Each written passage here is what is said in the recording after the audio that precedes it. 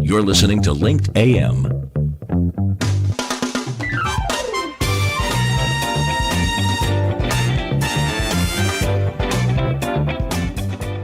Tell your story on Linked Live and get noticed. You're listening to Carl Wolfenden on the Business Class Show and is not always affiliated with the guests and the topics discussed. Any financial statements are the opinions of the individual, and you should seek professional advice before making any decisions. Upgrade your listening to Business Class, the show that puts you in the big leather comfy seats. So sit back and enjoy our take on the trending business issues of the week. Howdy, folks. Here he is, the Texas Brit, the guy with the stiff upper lip, filling his 10-gallon hat and his cowboy boots, Carl Wolfenden. Good morning, and welcome to Linked AM. And my goodness, it's getting up there now. We're nearly into the second quarter. Well, I suppose we are in the second quarter nearly. And really, what we've been talking about the past few months as we go through this lovely time of COVID, we've been talking about how we survive it, how we start planning for it, etc. And I've had some great guests on. And today, I really want to focus on how listening. I watched something the other day on listening, on how people just don't know how to listen these days, and if you don't listen, you don't learn. And if you start to assume things, then it can take you down a path that is completely the wrong path, and you waste hours, maybe days, maybe years of effort. And so you got to start listening, and you start learning. And I say that because, as you know, I talked to some great authors of books, etc. And a book fell on my desk the other day, and I looked at it, and I just assumed it was about something that it wasn't. And as I started reading it, I was like, oh my goodness, I got to start learning from myself and listening to myself of what we're talking about on these shows. I'm going to start to open myself up and start to understand, let the other person talk, or let the other person get the information to me before I start to make opinions. And the reason why it's this book here that caused such a sort of a light bulb moment, I suppose it would be. And it is a great book. It's called Behemoth, Amazon Rising. And you know why I thought it was just going to be about Amazon and just a normal story. But as I started reading this, I got Dr. Robin Gaster. Actually, he's here in the studio. Hello, Robin. How are you doing? Or should I say Dr. Gaster? Yeah, makes sense. Dr. Gaster. Yeah, Robin. We're all informal here on the show. I was just saying that when I first saw the title of the book, I had this perception of I was just going to be reading a book about Amazon, how wonderful they are, how it's grown, which it does talk about. I mean, you're talking about your introduction, about how, your interest has just grown in this particular company. I think they are the number one in the online internet space as such now, and growing sort of on a daily basis, especially with COVID as such.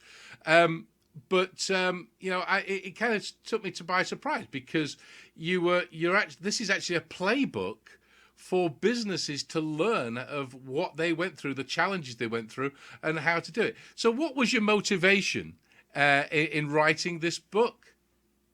Well, I've been an Amazon customer for a long time, and I had done a bunch of work on innovation and a bunch of work on the gig economy, and I started to ask some questions about, well, how did Amazon do this? I mean, 25 years is a very short span of time to go from being a tiny online bookstore to $400 billion in revenues. It's this is not normal behavior, even in the digital age. Yeah. And so I got interested, and I started to try and figure some things out, and that led me to more and more rabbit holes, and here we are. So you're absolutely right, and here's something that I can backtrack. I've been over here now 20 years, and when I was back in the UK, you got a strange accent like I have, so you know where the UK is, and I was involved in an online venture as such. This was back in the mid 90s, etc. And there was a huge crash of internet back in the late 90s. And we went and analysed. 1 minute we were worth £50 million, and then the next minute I owed £50 million. It was just like, oh, what happened here? But we went back and analysed, and the ones that came out of it was the business models that people felt trusted, that they could translate really, really quickly from physical locations into online, and then that trust of, okay, I can buy a book from an online store, as you say. Right. And I think it's that trust, isn't it? That you've got to build trust. You talk about that in your book. Trust is really central. You were there during the dot-com bust. And during the early years of e-commerce, trust was the biggest problem. It wasn't that you couldn't buy things, that you didn't really trust the company at the other end to spend your money and give them your credit card. It was a big deal. And I think Amazon was really, in the US anyway, the first to solve that. They became big enough, and their customer service was good enough that they quickly became seen as pretty reliable enough, and others didn't really keep up. It was that underpinned a lot of what they did in the early years. Yeah, I think one of the things that I understood was we started the segment off talking about listening. They listened to their customer. They listened to what the customers were looking for, and they actually delivered it. You break the book down into really three areas, don't you? You talk about the basics, and you talk about impacts, and then about the futures. So explain a little bit more about how you broke them down into those three areas, and just give us a little bit of a snippet of sure. of knowledge on that. So I wanted to understand, how did they get from A to B? How did they get from where they were to where they are now? And it's an interesting and pretty complex story, that they built a series of, in my view, 5 interlocking capabilities. These are kind of like moats around their business, or ways that their business can grow faster and faster. People use the analogy of a flywheel, that every part of the flywheel is getting accelerated. So the first thing that they worked on was selection. And they got into books because it was easy to have 100% selection, right? They could get everything they wanted that was published from a couple of suppliers. So that took care of the catalog. And then they tried to figure out, okay, well, what will bring customers in? So you have great selection. You have to, at some point, decide whether you're going to be price competitive. And they had the tremendous advantage of not having bricks and mortar stores. So it was cheaper for them. So they could undercut existing prices and offer good deals. They then made some three key strategic decisions, which I think, in retrospect, are absolutely remarkable. First is they built a marketplace. Now, the marketplaces have been around for thousands of years. Anyone can go into a marketplace. Like, I've been to Jerusalem, to the souk there, and you see hundreds and hundreds of different merchants. The key difference is that Amazon was competing directly with all these merchants. They opened their own doors and be like Macy's saying, hey, Bloomingdale's, you want to rent some space here on our main store? No problem. We'll compete with you directly. That was a very surprising thing to do. And it worked brilliantly. Now they have 2 million sellers on their marketplace. So the next thing they did was to invent Amazon Prime. Amazon Prime is a buyer's club. Well, that's fine. You know, we have Costco. We know how that works. You walk into Costco and you get great deals on price. But Prime is much more than that. It's free delivery in exchange for a fixed fee. So at the time it was 79 bucks. So for 79 bucks, you get free 2-day delivery on everything. Well, what does this mean? This means that as a customer, not only do you get free delivery, which sounds great, but you get the incentive to buy as much as you possibly can, because every time you buy, Amazon is subsidizing you, right? They're free delivery. So Prime was brilliant. And then, of course, they put the sort of icing on the cake by deciding that the best way to sell shoes is by winning Golden Globes, right? So, you know, you put all that entertainment in, and now you have a package also free. And now you have a package that is very difficult to compete with, giving people great prices, free delivery, free returns, great trust, and you're giving them movies on top, really good movies. Good deal. The last thing they did, the last of the sort of key decisions, came in the early 2000s. So you no doubt have read all the gurus who wrote management books around then and since then. Focus, focus, focus. Stay close to your core business. In what world is shipping tennis shoes Amazon's core business? Right? I mean, if you look back in 2000, they had a failing network of logistics warehouses. They had software that couldn't compete. They were being overwhelmed every Christmas. And so what did they do? The obvious thing to do would be to outsource it to UPS. Obvious. I mean, why would you do anything else? They didn't do that. They spent 20 years and billions of dollars to build the fulfillment network that they now have, which is entirely dominant. They are the only company that can consistently deliver in one day, which is, pandemic aside, where they're going. One day will soon be replaced by less than one day. So they made a conscious decision that went right against the grain of every management strategy currently in existence, and they stuck to it for 20 years. That's fantastic. It's brilliant. So those are the key flywheel components. I talk a fair amount about innovation at Amazon. We can come back to that. So all right, so that's how they got there. They got the flywheel moving, and it accelerated and accelerated and accelerated, and now they have 120 million Prime members in the US. Right? That's pretty impressive because there are only 125 million households. Yep. Right? They have more and better response than the census, which you are legally required to fill out. So that's that. All right. Well, fine. Well, now let's talk about the impacts. What did this do? And yeah, we've learned that it's upended the retail sector, or is upending the retail sector. Other retailers are scrambling. But let's look at the other side of this as well and try and understand what the impacts are in terms of the workforce and the sellers and the other people that Amazon connects with. And there, the story is not so good.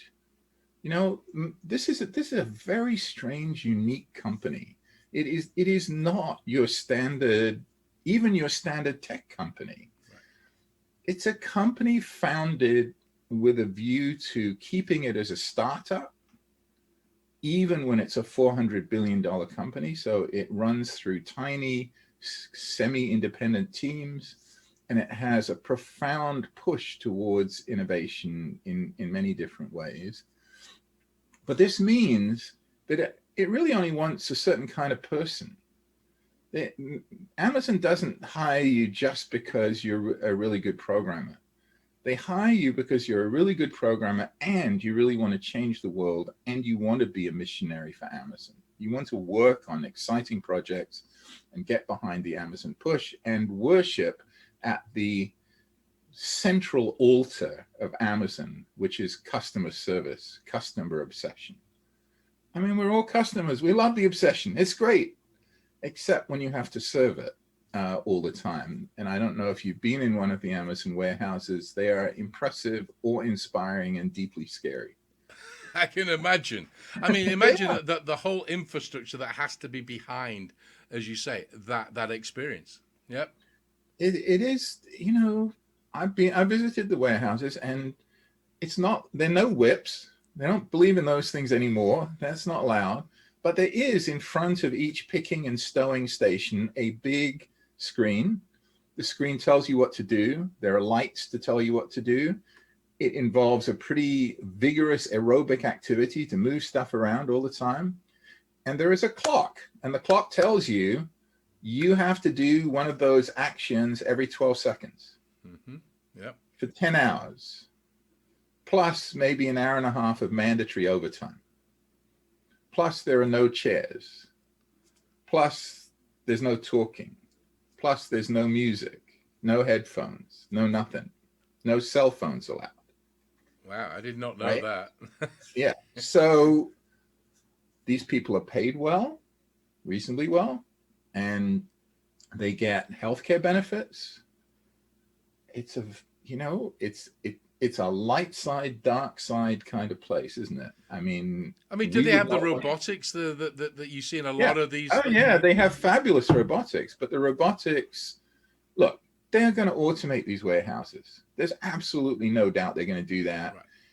In the meantime, what they would like is for humans to be as robotic as possible. Right. And, these are good jobs, but I don't think these are jobs that people can do for very long. Most people. I mean, I just don't physically. It's just too demanding. So the when you strip away all that what you just talked about, etc., and you talk and you look at, businesses that are trying to evolve as such, as you say, Yeah. there's the consultants that are saying, stick to your core, values, bring in partners that can help you achieve, things that you're not good at, etc. Identify your weaknesses. But what you're saying is, from what I'm hearing, is Amazon has created this ecosystem of startups within the bigger organization, and then that ecosystem then drives innovation and then drives outputs. Yeah. What can businesses learn from that, do you think? So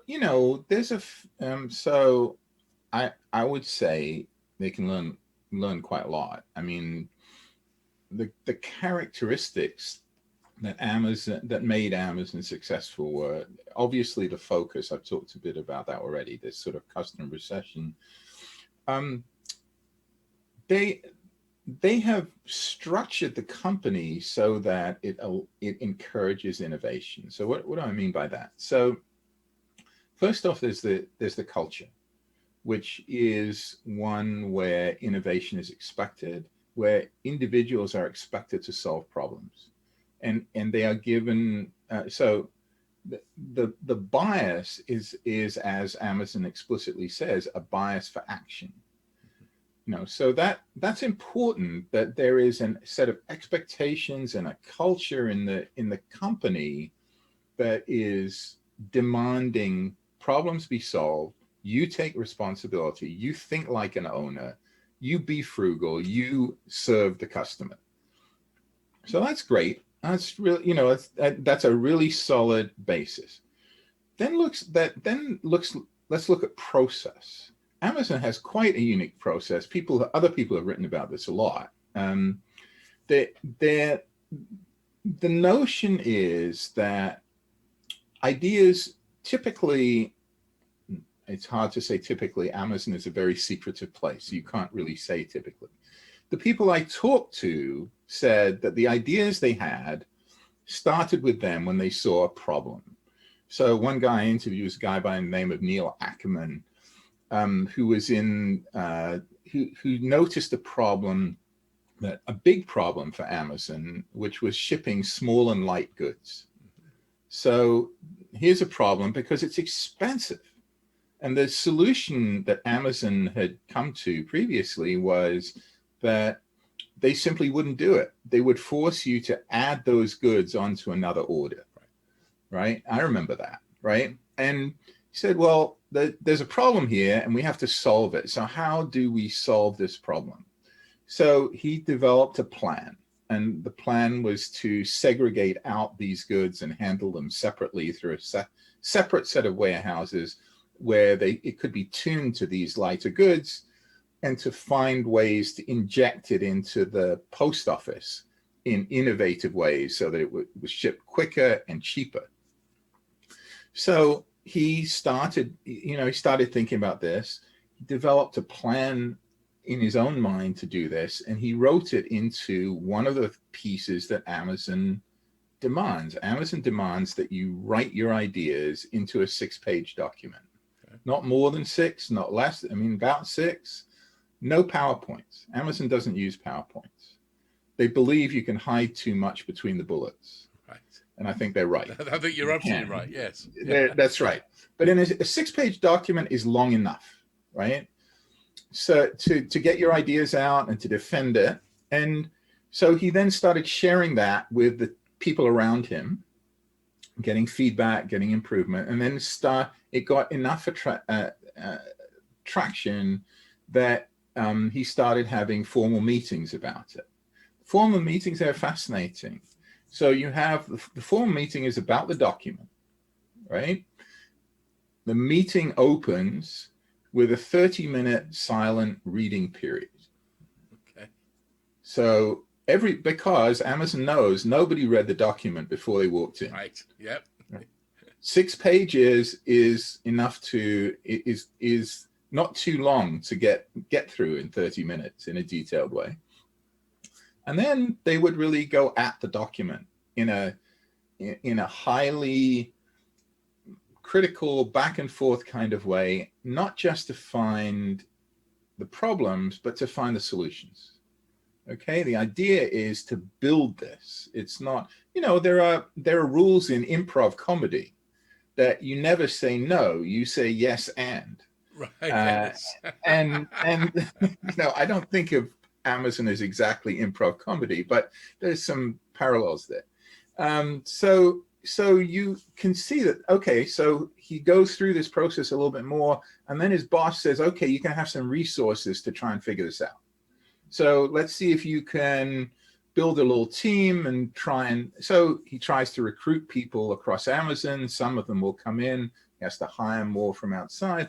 Gradually, his idea gains traction, it goes up a little ways, and he gets enough resources to put it into practice as a pilot. And it was eventually very successful, eventually became part of the logistics network. So it started with this guy. He went through this pretty rigorous process. And you're having meetings around this document at least once a week, maybe twice a week. And every time you have a meeting, you need to have solved the previous set of problems. Right. So it's very fast paced, and they do things very, very fast. They rolled out their 2-hour shipping in like 4 months. Wow. I mean, it's ridiculous. Yep. So you can see that the process is designed to find ideas, accelerate them to the point where you can test them in some way, scrutinize them really, really carefully, but make sure that there are resources to try things. You can think of this as the sort of let 1,000 flowers bloom process. You want those ideas. And Bezos has been very explicit about finding ways to surface more and more ideas and test them. Yeah, I think what I'm hearing there as well is and it's actually quite refreshing to hear that in such a huge corporation that they embrace that, because we talk about a lot. If you've got an idea, bring in advisors, listen to those that want to listen to the idea. Then those advisors, the advisory board as such of your company, come in, and then that is that same similar process. But it's the internal sort of, again, like I said before, sounds like you're creating this startup within a big organization, but they've embraced it. Whereas a lot of corporations, they go, they don't do a meeting like you just outlined. No. They literally go, oh, put it into a think tank, and then a panel will look at it, and then we'll choose the best idea. That isn't the way to do it. No, that's right. I think Amazon is remarkably innovative. I mean, people have quibbled with me, but I think it's the most innovative large company in America. If you think in the book, there's a list of inventions, important innovations, not inventions. It's not like they invented electricity. They invented the one-click purchase, Yep. right? Which is a business process, but very important. Mm-hmm. I mean, it's not an unimportant, the Kindle is not unimportant. Right. So I think the team thing is really critical, and I know all big companies say they work in teams. I mean, it's like It's a it's the same. mantra. It's a mantra Yeah. that's throughout the But corporate it's America. difficult. But so how do you? Amazon teams tend to be cross-disciplinary. And one of the interesting things is once you build something, like this small and light program, he became the director of the program, and his team became the management for the program and had to manage it. Mm-hmm. They had to operationalize it. There's no gap really between development and operations, which is which happens all the time at large companies. Somebody designs it and then they chuck it over to the engineers to tell them to do it. But another sort of interesting part of the process, again, 20 years ago. So in order to have thousands of teams running around, you have a big problem. You have information overhead.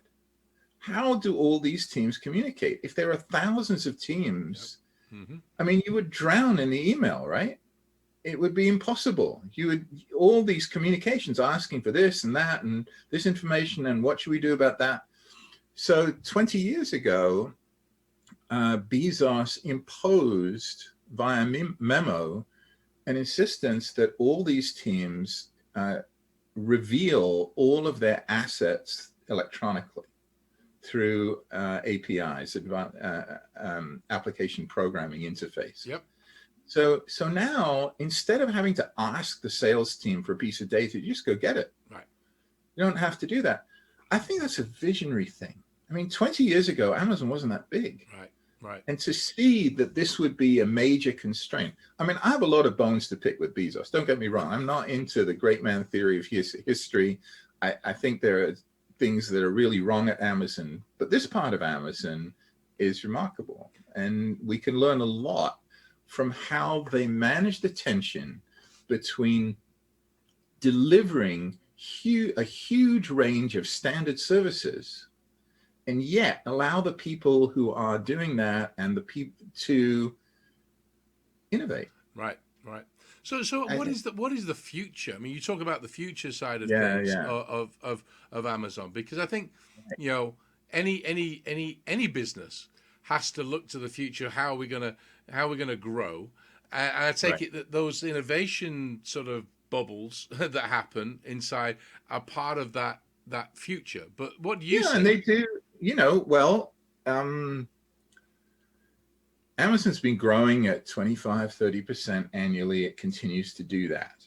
And it's been doing that through primarily the retail side. People pay a lot of attention to AWS, to its web services, which are global leaders, but it's pretty small compared to the huge giant on the retail end of things. I think its importance is overstated. So I'll now duck while all the incoming bricks go past my ear. So they have this huge retail operation, and that's their existing sort of core. It's broken into two pieces: their own retail operations and the marketplace that they host for other people. Yeah. And it appears to me completely obvious that they will continue to transition towards a marketplace, not least because I think they're losing a ton of money on their own retail operations. I think they lost more than $40 billion on it last year, which is, a big hole in the ground filled in with profits from elsewhere. Right. But if you can make the hole smaller, that's good. Your profits go up. So I think they will transition steadily. They've been moving at about 2 percentage points annually, shifting from their own retail business to this platform where there is no risk for them. If you're in the retail business, you have to buy something, you have to sell something, you may lose money. If you're in the marketplace business, you're renting space in the shoot. Right. Or as I call it elsewhere, you're just finding some more sharecroppers. Right. That's right. Yeah. I mean, the thing is that with the marketplace, there is risk involved in that as well, because you talk about in the book about, that you don't have control over quality, etc., of the product, That's right. etc. So I suppose that's why they're moving slowly, because they're trying to ease out some of the lesser quality, because again, it's customer centric, and it's complex. The thing that's most important in understanding about this is that the scale of Amazon is such that an awful lot of what they do is automated, right? Their buying of their own goods is now automated. So they don't have purchasers anymore. They used to. Well, they may still have some, but mainly they've moved to an automated purchasing system.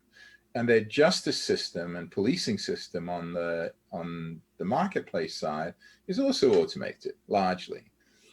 And it makes a lot of mistakes. It's just not, it's hard.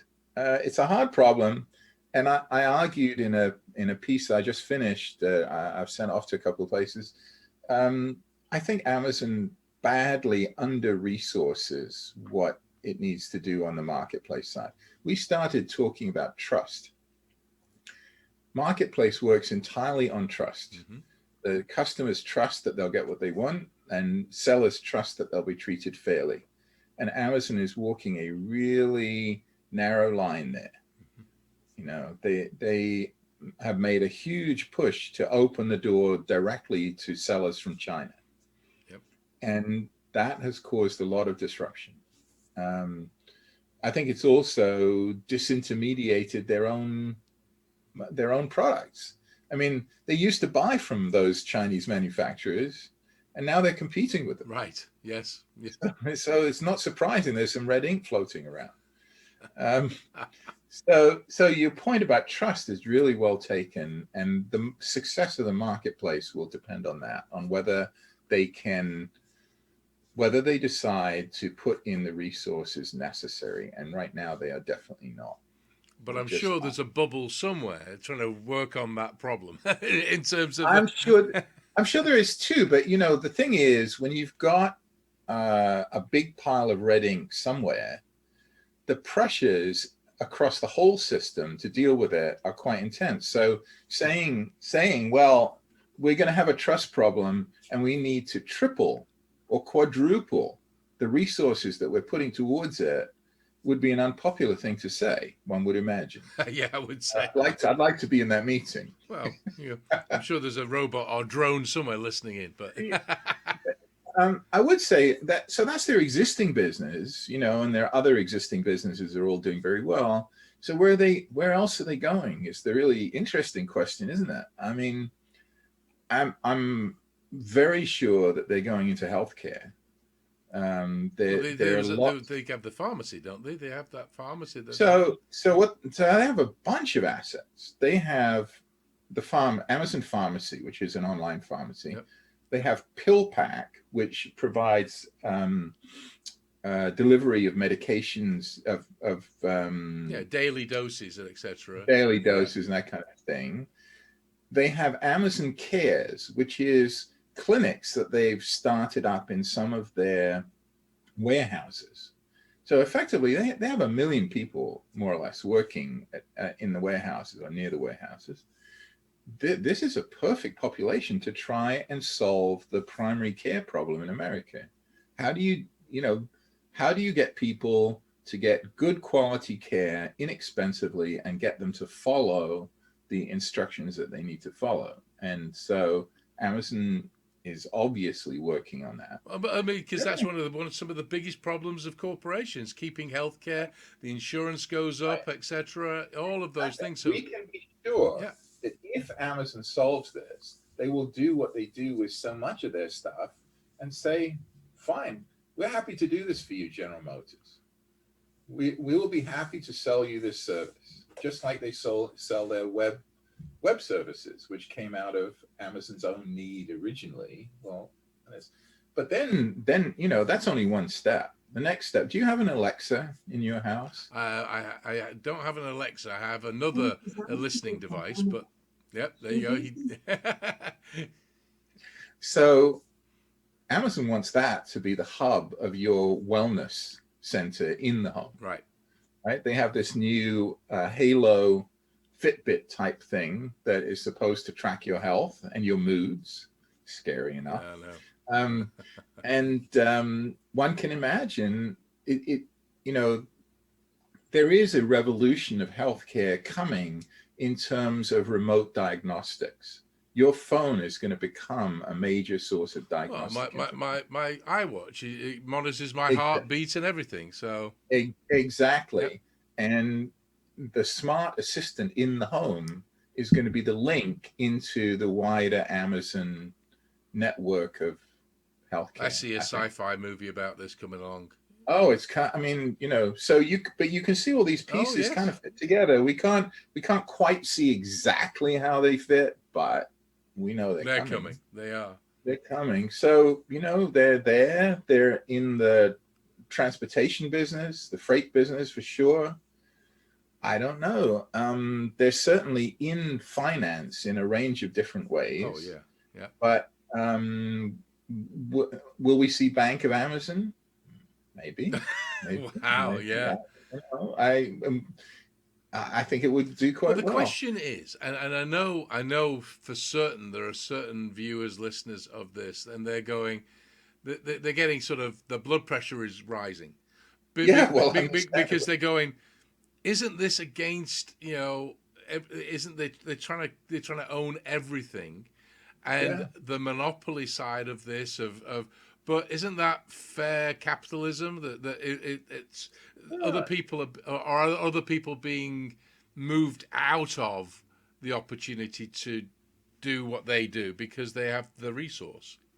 So it seems to me you make a really good point. So it's there have been a lot of criticisms that Amazon moves into what the antitrust folk call adjacent markets. Mm-hmm. Right. So you're in books, you move into toys or something like that, or, you move upstream and turn into a publisher. In the main, antitrust doesn't, I think antitrust regulators would see this as a good thing. I mean, by definition, Amazon is a very small player in healthcare. Right. It's tiny. There are all these giants there. Well, one more well-resourced player is a good thing. You get more competition. So it may not be very good for, the Amazon's competitors and CVS and Walgreens, but, we've historically in the US, we've not really taken that argument as a problem. I mean, if Walgreens got replaced by Amazon Online, people would shrug, I think, provided that it didn't become a monopoly. Right. And it's not a monopoly. It's a monopoly in one particular place, which is on its own platform. Yeah. Right. And it's a monopoly facing all the sellers who want to sell to American consumers because they don't really have anywhere else to go. Well, I think you just knocked the nail on the head. Yeah, there you go. Hit the nail on the head because the way they're moving, and it's quite interesting that we just went in. We talked about marketplace. They're actually all they're doing is enabling these other smaller businesses in America, potentially, if we're talking about how do we mobilize and make these smaller businesses more effective, they're giving it's an enabler, really, because they can go and sell on the marketplace. So they could say, hey, we're not monopolizing, we're actually helping small businesses grow. So that's exactly what they say. But the reality is that the reality is, yes, they are indeed helping small businesses. There's no doubt about that. On the other hand, some of their behavior towards those small businesses is pretty bad. You should read Jason Boyce's new book and hear the stories he tells about how Amazon chased him from pillar to post, basically, running over every new business that he founded. Right. And they have the power to do that because it's all secret, it's all private. Mm-hmm. And this is the part where I think we have to, in the future, perhaps really come to grips with how the digital world has changed things. Right now, we have two assumptions. We have an assumption that everything that corporations do should be private unless it's part of some regulatory filing. Mm-hmm. It should be entirely up to them how much they reveal. Now, at the same time, you and I are sort of walking naked across the digital plane, ready for a colonoscopy from any digital company that cares to administer it. Right. I mean, the notion that we can protect our own privacy is hopeless. And so I think we're going to have to reconsider this and think, well, we can't stuff the genie back in the bottle. And you and I are not going to spend our time deciding every time we visit a website whether or not to give up private information. Right. We're just not going to do it. I mean, I just tick the box every time. I'm sure you do too. Yep. So if we want to have some say in how our digital masters behave, we have to have much better information about what they do. We don't know anything really about Amazon. I mean, I've spent 2 years working on this book. I think I've done an honest effort to try and surface as much information as I can. And certainly it's probably enough. Right. Certainly. Yes. But I don't claim to know. I claim to deduce. And it would be better to know. I mean, we don't know how many people work in their warehouses. We don't know the real conditions. We don't know how many of them have to retire because of injury. We don't know what they're going to do with the data from Alexa. Right. Or how they choose which products are going to be at the top of the search results. We have no idea. We don't know. Sellers don't know. They have guesses. They work diligently. There are hundreds and thousands of YouTube videos explaining how to get to the top of the search results. Right. I don't know. Right. And they could change it tomorrow. Well, I tell you, unfortunately, we're coming to the end of the segment, but we could talk forever. And I think we started off camera. We said we talk for England, and we do. It's a saying, by the way, to you Americans. It's a saying we talk for England. Let's just finish this. We talk about balancing the behemoth. What do you mean by that? You talk about it in your book, etc. Yeah. Just outline that before we have to go. So I would say there are three pieces to it. These companies are really quite dominant. The Google in search, and Facebook in social networks, and Amazon in retail, and there are others. There are more niche, but we've had a lot of concentration in America over the last 30, 40 years. So you have these huge companies that have tremendous market power and tremendous social power, right? It's not just the markets, it's the social power. So what I think we need are three things. First, we need to come to grips with it and develop a set of sort of digital first principles of what good behavior looks like, right? I don't think it needs to, I think thinking about it in antitrust terms is too narrow. Mm-hmm. Because they're very narrow grounds for saying this is illegal. I don't really want to say this is illegal. I want to say it's wrong. Right. Right. So if Amazon self-deals on its platform and advantages itself over its competitors, that's wrong. It shouldn't be allowed to do that. It shouldn't be allowed to force competitors to buy additional services if they want to be on the platform. So it's effectively forcing them to advertise now.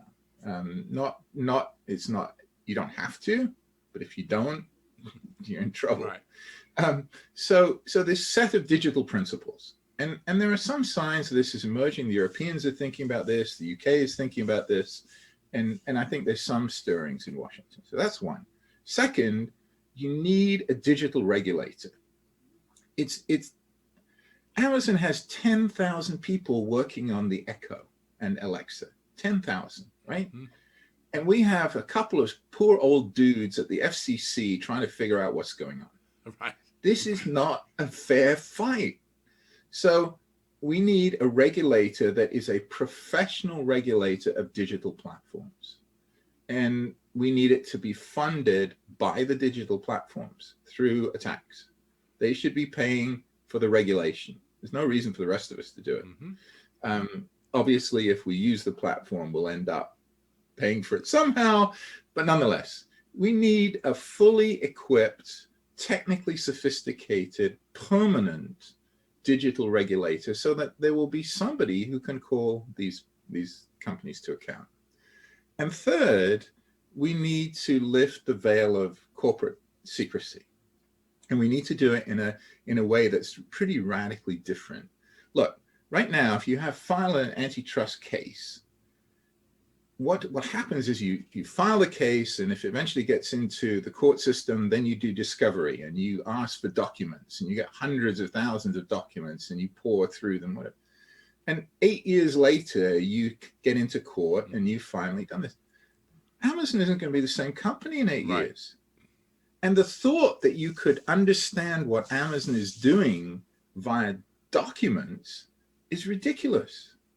What you need to do is to have real-time information about what is actually going on the platform.